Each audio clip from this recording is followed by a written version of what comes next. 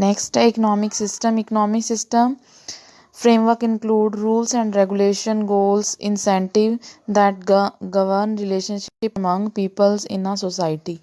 Economic system के अंदर वो फ्रेमवर्क है इकोनॉमिक सिस्टम जिसके अंदर क्या क्या चीज़ें शामिल हैं, रूल्स और रेगुलेशन, गोल्स अगर गवर्नमेंट के कोई गोल्स हैं, इंसेंटिव अगर गवर्नमेंट को इंसेंटिव देती है जिसके थ्रू क्या किसी एक सोसाइटी को गवर्न किया जाता है, उनके बीच में रिलेशनशिप स्टैब्लिश किया जाता है। तो इकोनॉमिक सिस्टम में तीन तरह की इकोनॉमी आती है, capitalist economy, socialist economy and mixed economy. Capitalist economy कहाँ का है, यूएसए और जापान में कैपिटलिस्ट इकोनॉमी है। इस इकोनॉमी के अंदर इकोनॉमी फ्रीडम होती है, मतलब कोई भी पर्सन कोई भी काम करे, गवर्नमेंट का कोई इंटरफेयर नहीं है। ये एक मोटिवेशन थ्योरी है, अगर गवर्नमेंट का कोई रूल रेगुलेशन नहीं होगा तो ऑटोमेटिक वहाँ पर क्या होगा, लोग अपने पैसे कमाने के लिए कुछ ना कुछ काम करेंगे जिससे वो मोटिवेट होंगे। इसके अलावा लैक ऑफ कंपटीशन, इसमें कंपटीशन नहीं होता, कोई भी प्राइस किसी अपने कस्टमर से ले, गवर्नमेंट का तो इंटरफेयर है नहीं, जिससे क्या है किसी भी में आपस में कंपटीशन नहीं है, कोई जितना मर्जी प्राइस ले किसी भी प्रोडक्ट का, जिससे क्या होगा कोई कंपटीशन नहीं है। ये क्या करता है, ये इंक्रीज करता है standard of living. Standard of living को इंक्रीज कैसे करेगा, अगर कोई पर्सन ज़्यादा अपने कस्टमर से प्राइस चार्ज करेगा तो उसका प्रॉफिट बढ़ जाएगा, प्रॉफिट बढ़ जाएगा तो उसका स्टैंडर्ड ऑफ लिविंग बढ़ जाएगा। कैपिटलिस्ट इकोनॉमी में मेनली हर एक का गोल क्या होता है, प्रॉफिट को मैक्सिमाइज करना, ठीक है, प्रॉफिट मैक्सिमाइज मेन गोल है। देखो सोशलिस्ट इकोनॉमी कहाँ है, इंडिया में सोशलिस्ट इकोनॉमी है। यहाँ पर एवरी सेक्टर क्या है, पब्लिक सेक्टर है, कोई भी यहाँ प्राइवेट सेक्टर नहीं है, हर सेक्टर के ऊपर गवर्नमेंट का कंट्रोल है। इसका रिजल्ट क्या होगा, बेस्ट यूटिलाइजेशन ऑफ रिसोर्सेज, क्योंकि गवर्नमेंट का जहाँ कंट्रोल है वहाँ मतलब रिसोर्सेज की वेस्टेज नहीं होगी। No proper basic of cost calculation, यहाँ पर कोई भी प्रॉपर बेस नहीं है किसी भी प्रोडक्ट की कॉस्ट को कैलकुलेट करने का, क्योंकि गवर्नमेंट कोई भी काम करे, मतलब गवर्नमेंट क्या होता है कि गवर्नमेंट के अंदर करप्शन होता है, तो इसका रिजल्ट क्या है कि कोई भी प्रॉपर बेस नहीं होता कॉस्ट को कैलकुलेट करने का। नेक्स्ट है हमारा मिक्स्ड इकोनॉमी। मिक्स्ड इकोनॉमी क्या एग्जांपल क्या है, इंडिया, यहाँ पर कुछ सेक्टर क्या है पब्लिक है और कुछ सेक्टर क्या है प्राइवेट हैं। जहाँ अगर पब्लिक सेक्टर पर 100% कंट्रोल किसका है, गवर्नमेंट का, प्राइवेट सेक्टर पर कंट्रोल प्राइवेट लोगों का है।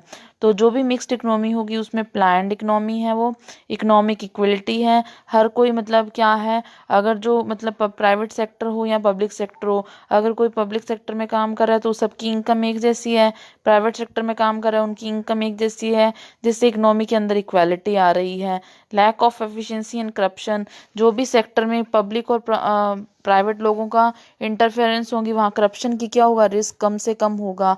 लास्ट है नॉन इम्प्लीमेंट पॉलिसी करेक्ट, इसमें क्या है जो भी पॉलिसीज बनाई जाती हैं प्राइवेट सेक्टर में मेनली वो क्या है, किसी तरीके की क्या है कमियां हैं, क्योंकि पब्लिक सेक्टर में तो गवर्नमेंट का कंट्रोल है, प्राइवेट सेक्टर में गवर्नमेंट का कंट्रोल नहीं है, जिसके कारण जो भी पॉलिसी हैं वो प्रॉपर वे से इम्प्लीमेंट नहीं हो पा रही हैं।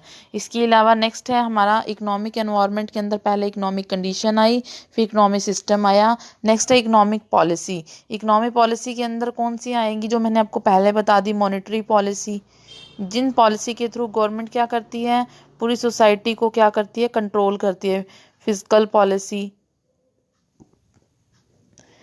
Foreign trade policy,